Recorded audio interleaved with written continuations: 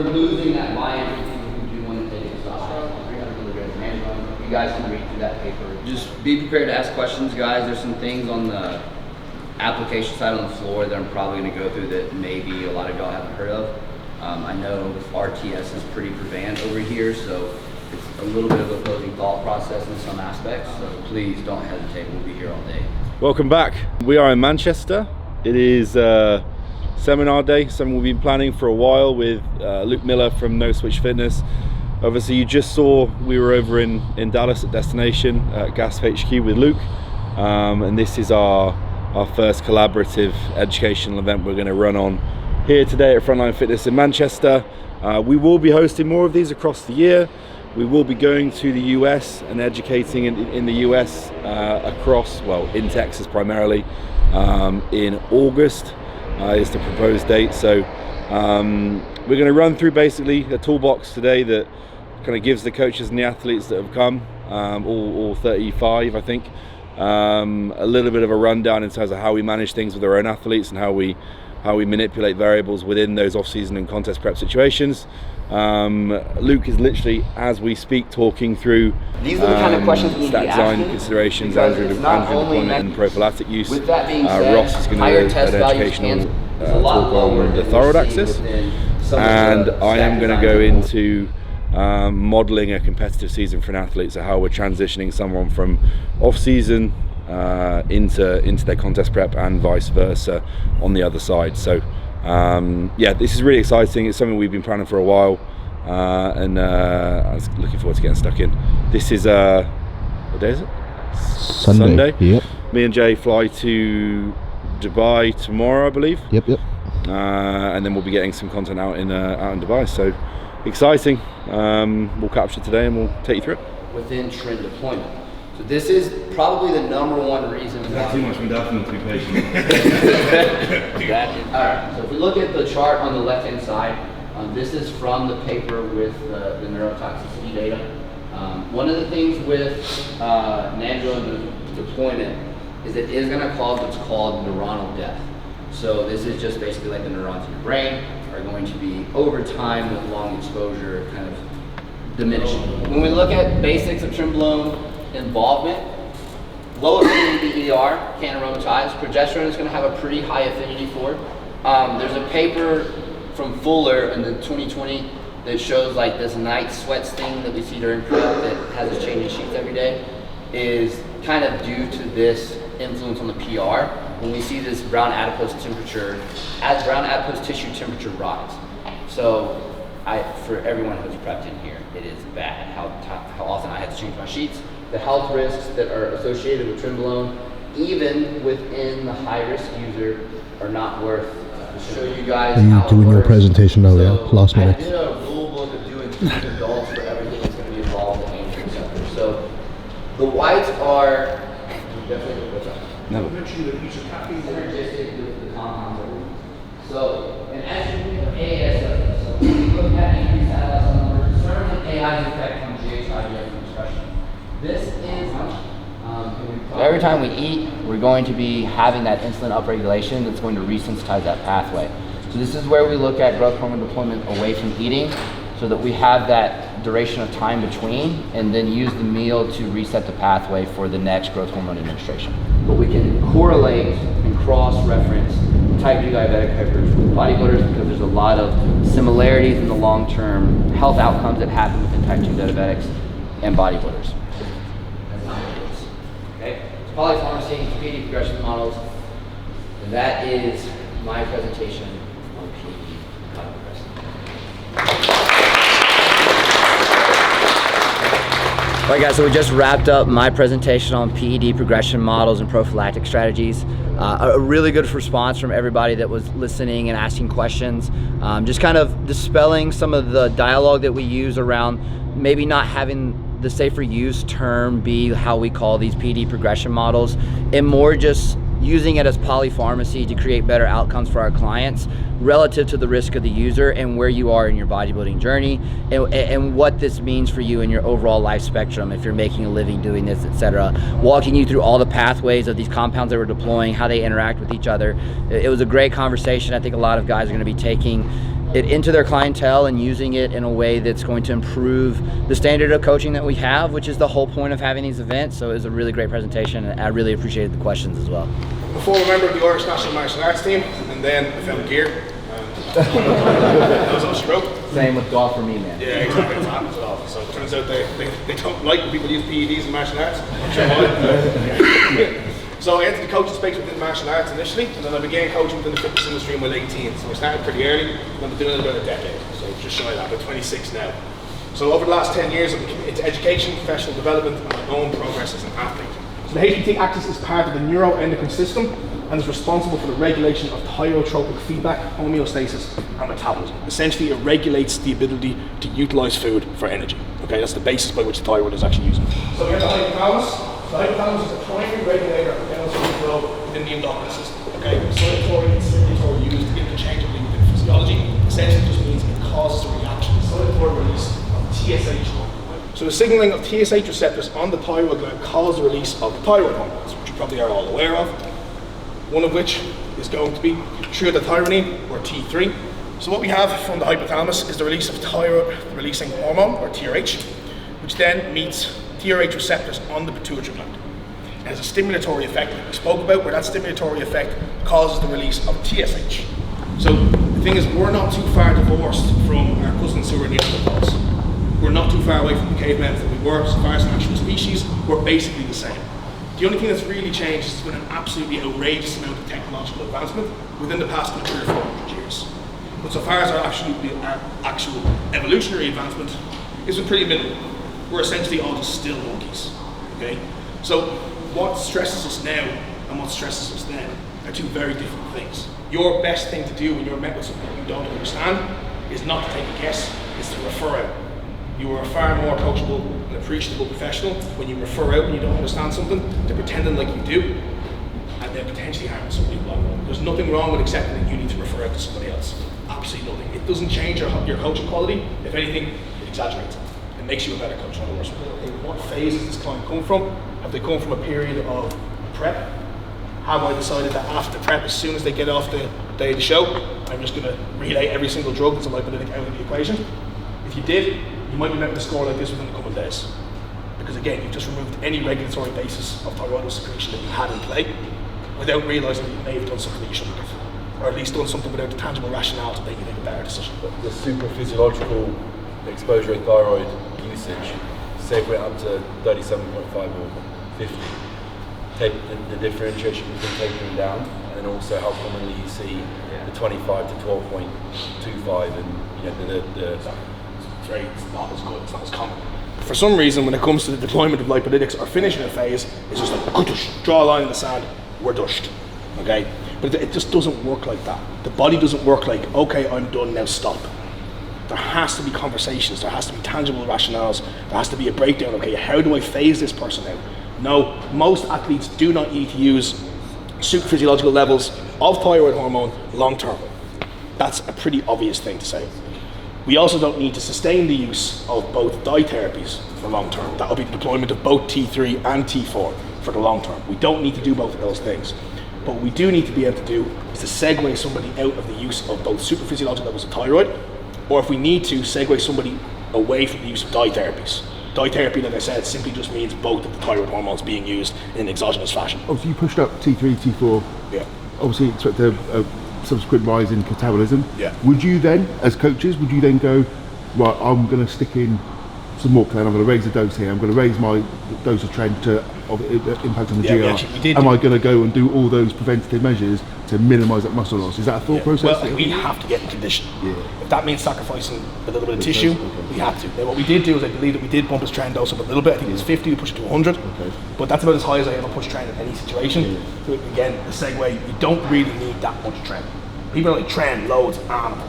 Right? You don't actually need that much for what it does. It binds to the glucocorticoid receptor, it allows tissue to be retentive, it allows tissue to stay on your frame. That's about what it does, and also drives performance. You don't need shitload of trend. Okay, you don't. I'd much rather see that androgen load segue to something with DHT derivative, or potentially just increasing that test base if you have the room to do it relative to that individual's capacity. We're going to take a 30-ish minute break. Get your ass backs in seats at 11:45 for Cal's presentation. 30-minute break for the main event. 30-minute break. It's a little big. Main event, eh? I sit down and rest me tired legs. My knees are hurting. My knees are actually genuinely. Carrying that tash. Yeah, it's weighing on me. Hannah is getting upset at the tash still being here now. She'll see it in there's 2 only days. so much time you can extend November. From November to November. nearly April now, so November to November. yeah, she's getting sick of it now. I even went to the barber's and had it shaped yesterday and sent her a picture and she didn't respond, and when it's red and not responded to, it's not good. So when we get to Dubai we'll have to grow it even longer. So I think one thing me and Luke spoke about, might have been last week, was from a coaching perspective, a lot of the stuff we go through in terms of the concepts, the big term modeling in quote commas that everyone says now. A lot of that stuff is not really valuable unless it can be applied with real life situations with clients, with athletes, etc. So I'm going to kind of walk you through a bit of my thought process in terms of how I would think when I'm onboarding an athlete with a specific goal, and how I'm going through the stages of that coaching process. We'll probably break down some of the stuff on the gym floor when we go into like the screening with Luke later. But this is like, from day one, what are the considerations we're focusing on and how we move in that client towards the goal. So one of the biggest things I did probably we had this conversation on a Zoom call like 2 years ago. Yeah. Maybe in 2019. I started mapping out like long-term plans for clients.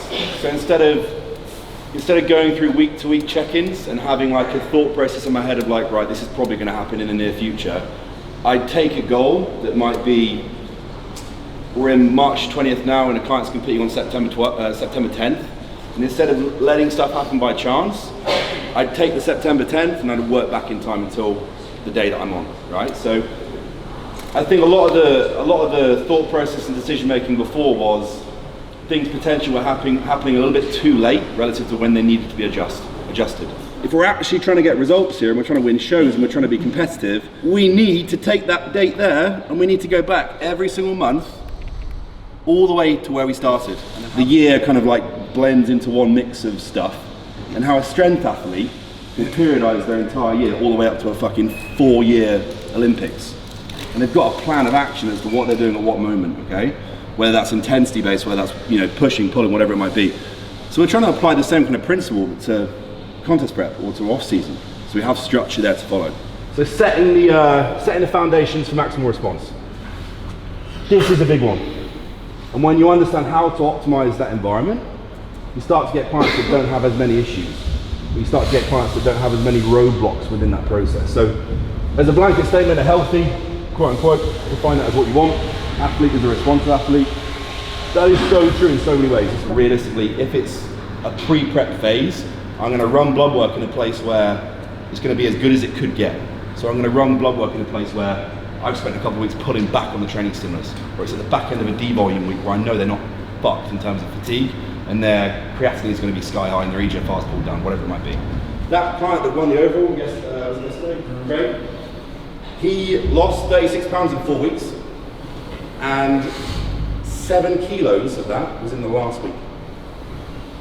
Because I fucking put him into the floor, and then I was like, right, well, if you're not responding, you've not dropped weight in 3 days, he's inflamed, he's recovering, he's sore, his legs are tired, you can't sleep, he's not pooped in 3 days. His body's trying to tell you something, right? So he had 4 days rest, and he lost 15 pounds. It's not body fat, it's inflammation.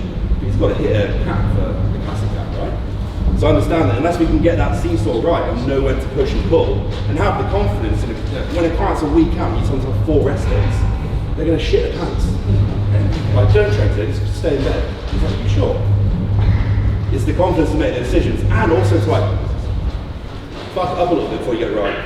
Things like your example of T3 and T4 earlier, your eye to get that ratio right and when to push and when to pull, you need to fuck it up a few times before you start getting it right. I live by that. I got it wrong a few times, and then now I can kind of notice what's going on. I was like, all right, I remember that last time and that didn't go well, so I'll probably change this and I'll manipulate that. Okay, so understand that from a coaching perspective, you're looking at me now going, oh, he never gets anything wrong. I've spent years getting stuff wrong. And that's why I get them right more now. I still fuck up now, I get them right more now because I've got it wrong before I've learned. Like bikini shots are basically one in this pose and that pose. Particularly this pose. If you win from the rear, you're gonna win your class. You can see that reflected in our programming. When you look at the volume distribution across the phase, between higher volume and lower volume blocks, look at where the volume is placed. Huge ability to manage workload on glutes, 25 sets a week or maybe 24 sets a week, split over 3 days. Usually like higher volume blocks, I do 3 leg days, 2 upper body days. We're just bringing that onto the runway smooth. Okay, so we're not going to get an aggressive drop in body fat to the back end 1 week out. Most of the work is going to be done in the early phases, and it's gradually going to start to taper as you move into the back end. Because if the steeper this angle, the higher the stress. If you're going to win at this sport, you have to accept the fact that you're going to be hungry at the back end of prep.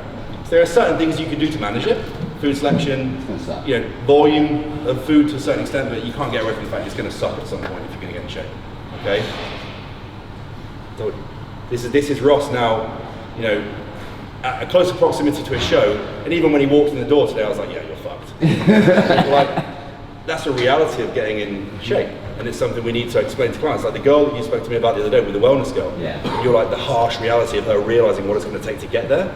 That's the psychological element of the coaching process. Like Jan, when you won the British title last year, 43 weeks.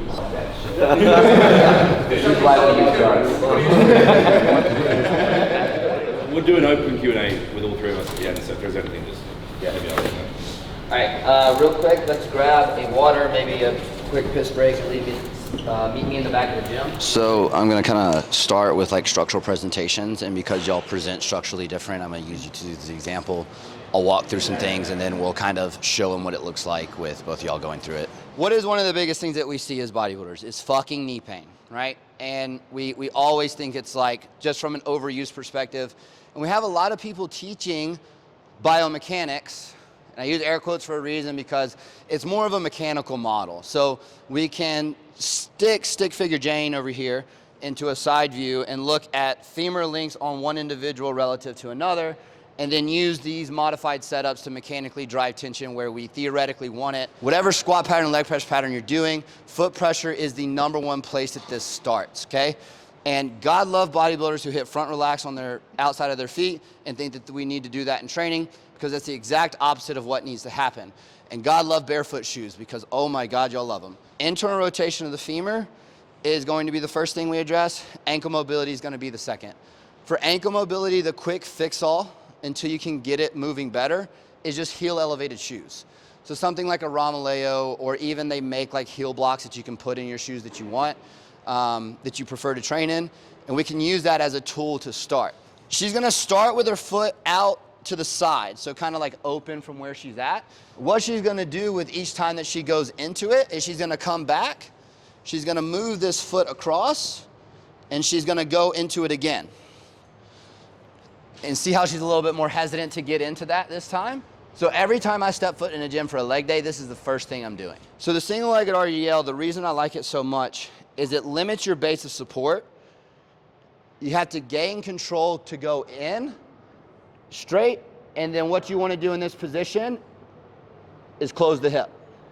And the reason we're doing that is because that femur is starting to kind of move back, but we're doing it from the opposite end of the spectrum. If we can functionally move a little bit better, we're going to be able to output and maybe use some of those things that people like RTS put out that optimize the profiles, and use those to a better advantage. Because if you put me under a squat bar, it's gonna look just as good as I am in a pendulum, right? It doesn't mean that the squat, deadlift, and the bench are going to be in our programs 24/7, but it's a reference point to see how much we suck at this. If I can make that not look as bad as it does from the start, I can guarantee you this is gonna explode.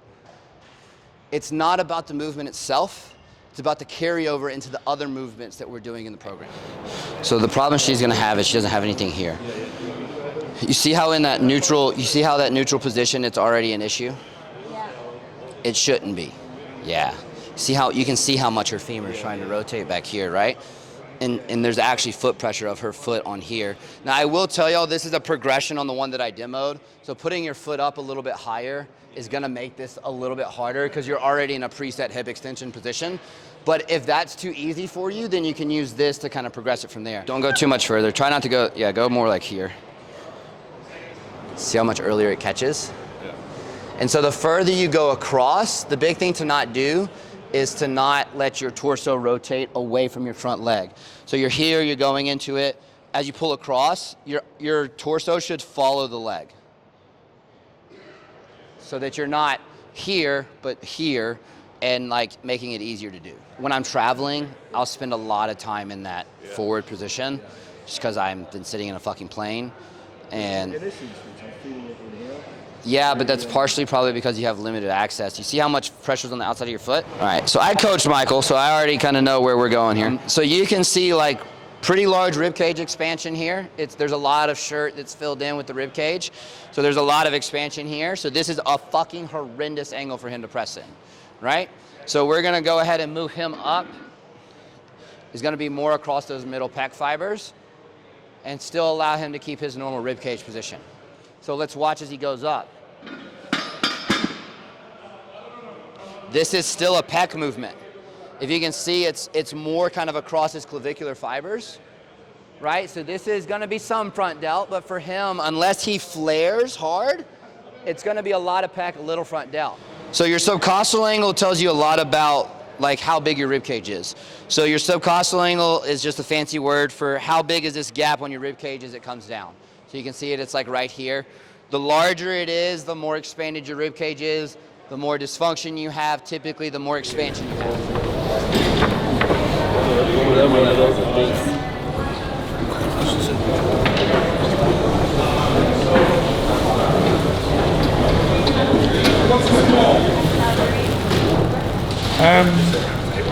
Small? Have you got a small? Yeah. You get one? Yeah. Any more stuff? Small. All right, guys, real quick before we start the Q&A. I just want to thank everyone who came out. These experiences and these weekends are really just like the fruit and labor of a lot of work with a lot of people. And you guys don't see a lot of the background work, but it's honestly like a dream come true for me. Like 10 years ago, 11 years ago, kind of getting into this to be like, being able to travel over here and not only put on a seminar, but to be welcomed by so many of y'all. It's been a great experience. I've only been here for like 4 or 5 days. I'm gonna get 3 weeks in this great country, and I'm really, really appreciative of everybody that showed up. So from the bottom of my heart, thank you, because you're making my dreams come true by being able to put on events like this and help you guys with your own coaching businesses and your clients. So I really appreciate it. It means the world to us. Also, thank you very much for the goodie bags, JP and Gas. If you guys have got stuff, feel free to tag social media, etc., because they put a lot of effort into that, so we appreciate it. Yeah. I look at people in their early 20s and I wish I was 20 now with coaches like this. I don't even dream of getting an assistant because of just the amount of stuff that they got in their toolboxes to be able to push someone from a psychological perspective, which is everything, and then from a training perspective, and just get you, like, if you put like, say 8 years, just under someone like Carl or Luke or Ross, you know what I mean? You can get so far forward so that by the time so manage the mental aspects of it, you can manage expectations, you also use it as the name describes it, assistance, and that's all it is. Right, that's a wrap for the Physique seminar. It is now 4:15. Today was very, very cool. We had 35, I think, in attendance, but from all over Denmark, all back from Germany, from France, obviously across the UK, some familiar faces, but just anyone that's watching this that did come in attendance, thank you from the bottom of my heart. We really appreciate you making the trip out and giving us your time today. We'll definitely have some form of action plan to get more of these on across the year, because it's obviously something that can kind of grow as we put more content into it. But yeah, that's a wrap. Ross and Luke absolutely smashed it, and just makes me proud to be doing this with them, and with intentions for lots more to come this year. So me and Jay are off to debate. Oh yeah, it's off. Next time you see us, we'll be on the plane. Let's do it. Hopefully with an upgrade.